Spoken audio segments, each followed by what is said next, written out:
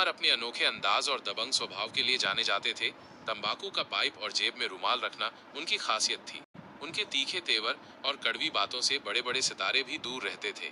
लेकिन जब उनकी जिंदगी में शहंशाह की एंट्री हुई तो सब बदल गया। वो तो था और है और हमेशा रहेगा।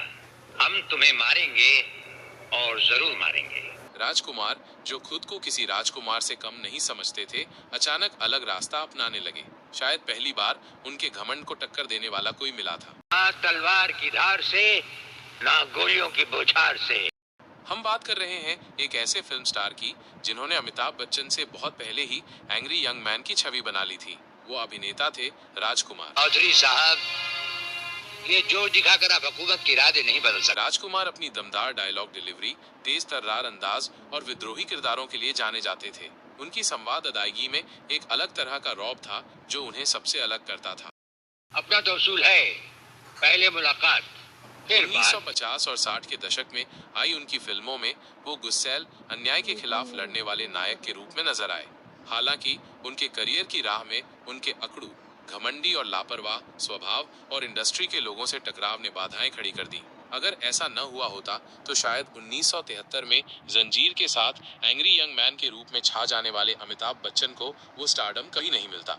राजकुमार के व्यक्तित्व में वो कड़क मिजाज था जो एंग्री यंग मैन की छवि को पूरी तरह सूट करता था। लेकिन उनकी अपनी शर्तों पर काम करने की आदत और इंडस्ट्री से दूरी ने उन्हें वो मुकाम नहीं दिया जो अमिताभ को जंजीर के बाद मिला। अमिताभ बच्चन ने अपने दौर के लगभग सभी बड़े सितारों के साथ काम किया है, राजेश खन्ना से लेकर दिलीप कुमार तक। उन्होंने पर्दे पर कई दिग्गज अभिनेताओं के साथ जोड़ी बनाई, लेकिन एक ऐसे अभिनेता थे जिनका अपना अलग ही रुतबा था। दिलचस्प बात यह है कि अमिताभ और राजकुमार की जोड़ी कभी पर्दे पर नहीं बन पाई, और जब बनने वाली थी तो बनते बनते बिगड़ गई। पहले तो राजकुमार का अहंकार आड़े आया, और जब वो थोड़ा पीछे हटे तो उनकी खुन्नस ने इस जोड़ी को बनने से रोक दिया। राजकुमार अपने तीखे तेवर और बेबाकी के लिए मशहूर थे। वे अपने सह कलाकारों को अक्सर ताने मारने या कम आंकने में हिचकिचाते नहीं थे। अमिताभ उस दौर में एक उभरते सितारे थे और शायद यही बात राजकुमार को खलती थी। इसलिए हिंदी सिनेमा के दो दमदार कलाकार कभी साथ नहीं आ सके। राजकुमार ने कभी सपने में भी नहीं सोचा था कि जिस इंसान को वो सरेआम जलील कर रहे हैं वो एक दिन इतना बड़ा सितारा बन जाएगा कि उसे नजरअंदाज करके भी अपना बदला ले सकेगा। आज के मेरे बच्चे मेरे पास होते अपने बाप को प्रायश्चित करते हुए देख ले। अमिताभ बच्चन और राजकुमार के फिल्मी सफर से जुड़े कई मशहूर किस्से हैं, लेकिन आज हम उस मोड़ से शुरुआत कर रहे हैं जब एक का घमंड बुलंदी पर था और दूसरा गहरी खाई में भी अपनी बुनियाद रखने की कोशिश कर रहा था। साल 1972 निर्देशक प्रकाश मेहरा अपनी फिल्म जंजीर के लिए नायक इंस्पेक्टर विजय खन्ना की भूमिका के लिए एक उपयुक्त अभिनेता की तलाश कर रहे थे। उस समय के सुपरस्टार राजकुमार, जो असल जिंदगी में भी पुलिस अधिकारी रह चुके थे, उनकी पहली पसंद थे। उस दौर में पैगाम, वक्त, काजल, नीलकमल, हमराज, हीर रांझा और पाकीज़ा जैसी सुपरहिट फिल्मों ने राजकुमार को स्टारडम के शिखर पर पहुंचा दिया था। उनकी शख्सियत और दमदार डायलॉग डिलीवरी उन्हें इस रोल के लिए बिल्कुल फिट बनाती थी। लेकिन किस्मत को कुछ और ही मंजूर था, और यहीं से शुरू हुई एक दिलचस्प कहानी जिसने हिंदी सिनेमा के इतिहास को बदल दिया। जब प्रकाश मेहरा राजकुमार से मिलने पहुंचे तो राजकुमार पहले तो नाक भौं सिकोड़ते रहे। किसी तरह उन्होंने स्क्रिप्ट पढ़ी, लेकिन फिर साफ साफ कह दिया, मैं इस फिल्म में काम नहीं कर सकता। प्रकाश मेहरा ने हैरानी से पूछा, क्या आपको कहानी पसंद नहीं आई? इस पर राजकुमार अपने अंदाज में बोले, कहानी तो पसंद है जानी, लेकिन मुझे तुम्हारी शक्ल पसंद नहीं है। प्रकाश मेहरा ये सुनकर हैरान रह गए और अपमान का घूंट पीकर चुपचाप लौट आए। बाद में एक इंटरव्यू में राजकुमार ने खुलासा किया कि उन्हें प्रकाश मेहरा के सिर में लगे तेल की गंध पसंद नहीं थी, इसलिए उन्होंने फिल्म ठुकरा दी। खैर, किस्मत को कुछ और ही मंजूर था। बाद में यही रोल अमिताभ बच्चन को मिला और जंजीर की जबरदस्त सफलता ने रातों रात एक फ्लॉप एक्टर को बॉलीवुड का सबसे चमकता सितारा बना दिया। यारी है ईमान मेरा यार मेरी जिंदगी। राजकुमार ने कभी सोचा भी नहीं था कि जिस इंसान को वो सरेआम जलील कर रहे हैं वो एक दिन इतना बड़ा सितारा बन जाएगा कि उसे नजरअंदाज करके भी अपना बदला ले सकेगा। साल 1973 जंजीर की जबरदस्त सफलता के बाद अमिताभ बच्चन रातों रात सुपरस्टार बन चुके थे। उसी साल उनकी अभिमान और नमक हराम जैसी फिल्में भी हिट हो गईं और प्रोड्यूसर्स की लाइन उनके दरवाजे पर लग गई। हालांकि उस साल की सबसे बड़ी हिट फिल्म थी बॉबी, जिसे राज कपूर ने बनाया था।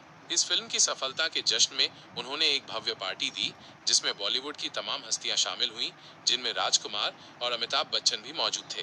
कहा जाता है कि पार्टी में सबकी नजर उस दौर के उभरते सितारे अमिताभ बच्चन पर थी। लोग उनके सूट की खूब तारीफ कर रहे थे। राजकुमार ये सब गौर से देख रहे थे। जब अमिताभ ने उनसे हाथ मिलाया तो राजकुमार बोले, जानी, तुम्हारा सूट वाकई बहुत अच्छा है, कहाँ से सिलवाया? अमिताभ मुस्कुराकर बोले, क्या आपको भी ऐसा ही सूट सिलवाना है? राजकुमार ने ठहाका लगाते हुए जवाब दिया, नहीं जानी, मुझे घर के पर्दे सिलवाने हैं, ये कपड़ा बहुत अच्छा है। पार्टी में मौजूद लोग सन्न रह गए। किसी को समझ नहीं आया कि राजकुमार मजाक कर रहे थे या मजाक उड़ा रहे थे। कुछ लोग हंसने लगे, लेकिन अमिताभ बिना कुछ बोले चुपचाप वहां से चले गए। अपमान का जवाब स्टारडम से मिला। दोस्तों, बुजुर्गों ने कहा है कि अपमान का सबसे अच्छा बदला ये है कि आप उसे भूल जाएं और कुछ ऐसा कर दिखाएं कि अपमान करने वाला जब भी आपको देखे खुद को नीचा महसूस करे। शायद अमिताभ ने भी यही किया। दीवार और शोले जैसी फिल्मों ने उन्हें स्टारडम की उस कतार में लाकर खड़ा कर दिया जहां से उन्होंने अमर अकबर एंथनी, डॉन, त्रिशूल, मुकद्दर का सिकंदर, सुहाग जैसी दर्जनों हिट और ब्लॉकबस्टर फिल्मों के साथ खुद को बॉलीवुड का बेताज बादशाह बना लिया। तुम लोग मुझे ढूंढ रहे हो और मैं तुम्हारा यहाँ इंतजार कर रहा हूँ। इस दौर में कई फिल्म मेकर्स ने अमिताभ को ऐसे ऑफर दिए जिनमें राजकुमार भी कास्ट किए जाने वाले थे। अमिताभ को इसमें कोई दिक्कत नहीं थी क्योंकि अब इंडस्ट्री में उनका दबदबा था, लेकिन राजकुमार बराबरी का रोल चाहते थे। इमली का बूटा, बेरी का पेड़। अगर फर्क है तो सिर्फ सोचने के ढंग में और काम करने की तरीके। 1980 के आसपास जब मनमोहन देसाई अपनी फिल्म देश प्रेमी की स्क्रिप्ट पर काम कर रहे थे तो उन्होंने अमिताभ और राजकुमार दोनों को कास्ट करने की योजना बनाई। तब तक राजकुमार को अमिताभ के स्टारडम का एहसास हो चुका था, लेकिन कहते हैं ना, रस्सी जल गई पर बल नहीं गया। राजकुमार ने मनमोहन देसाई से कहा, जानी, मैं अमिताभ से कम फीस नहीं लूंगा, मुझे उनसे कम से कम 1 रुपया ज्यादा चाहिए। मनमोहन देसाई समझ गए कि मामला ईगो का है। उन्हें लगा कि अगर ये ईगो शूटिंग के दौरान आड़े आया तो फिल्म लटक सकती है, और अब अमिताभ पहले वाले अमिताभ नहीं थे। इसलिए उन्होंने राजकुमार को टाटा बाय बाय कर दिया और उनकी जगह शम्मी कपूर को साइन कर लिया। इसके बाद अमिताभ और राजकुमार कभी पर्दे पर साथ नहीं दिखे। तुम्हारे इंतजार का मेरे पास एक ही जवाब है। यहाँ के कायदे और कानून तुम्हें मालूम होने चाहिए। वो तो था और है, और हम कुत्तों से बात नहीं करते। जब तक बैठने को न कहा जाए शराफत से खड़े रहो। ये पुलिस स्टेशन है, तुम्हारे बाप का घर नहीं। हालांकि अमिताभ के स्टारडम में इससे कोई कमी नहीं आई और राजकुमार की तुनकमिजाजी भी बरकरार रही। कई बड़े स्टार उनके साथ काम करने से बचते थे। मेहुल कुमार की सुपरहिट फिल्म तिरंगा में राजकुमार के साथ रजनीकांत को कास्ट किया जाना था, लेकिन रजनीकांत ने उनके साथ काम करने से इनकार कर दिया। बाद में ये रोल नाना पाटेकर को मिला और फिल्म सुपरहिट हुई। सुभाष घई ने भी अमिताभ और राजकुमार को साथ लाने की कोशिश की, लेकिन नाकाम रहे। हालांकि वो राजकुमार और दिलीप कुमार को सौदागर में साथ लाने में कामयाब हो गए। फिल्म का मशहूर डायलॉग इमली का बूटा बेर का पेड़ आज भी लोगों को याद है।